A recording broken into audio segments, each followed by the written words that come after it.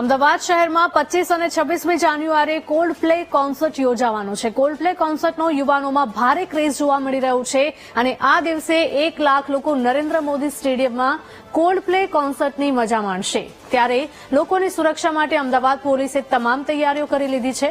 અમદાવાદમાં યોજાનાર આ મેગા ઇવેન્ટમાં હાજર રહેનારા લોકોની સુરક્ષા માટે પોલીસે એક્શન પ્લાન તૈયાર કરી લીધો છે।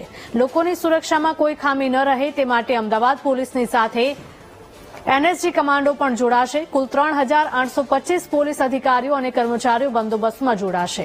કોલ્ડ પ્લે કોન્સર્ટમાં 1 લાખ લોકો આવે તેવી સંભાવના છે। લોકોની સુવિધા માટે સ્ટેડિયમ પર કામચલાઉ હોસ્પિટલ અને એમ્બ્યુલન્સ પણ તૈનાત રાખવામાં આવશે।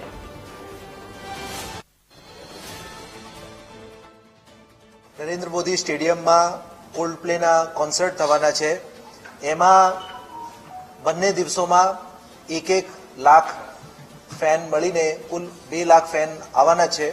એમાં આપણા રાજ્ય અને બીજા રાજ્યથી પણ જે જોવા આવનાર છે।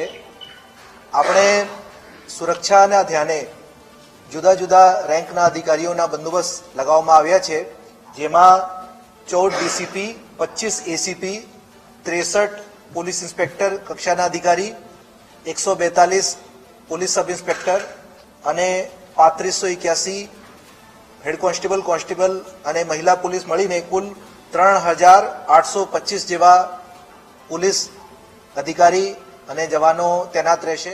પાર્કિંગ પ્લોટ સુધી પહોંચવા માટેની પણ લિંક આપવામાં આવશે।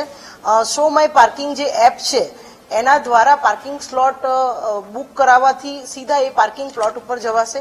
જે પાર્કિંગ પ્લોટો 1.5 કિલોમીટરથી વધારે અંતર ધરાવે છે, 1.5 કિલોમીટર અથવા તો 1.5 કિલોમીટરથી વધારે, તો એવા પાર્કિંગ પ્લોટો ઉપર શો માય પાર્કિંગ દ્વારા ફ્રી ફેરી સર્વિસનું પણ આયોજન કરવામાં આવ્યું છે, જેથી કરીને એ સ્ટેડિયમ સુધી એ ફ્રી ફેરી સર્વિસમાં પાર્કિંગ કરી અને પહોંચી શકે છે।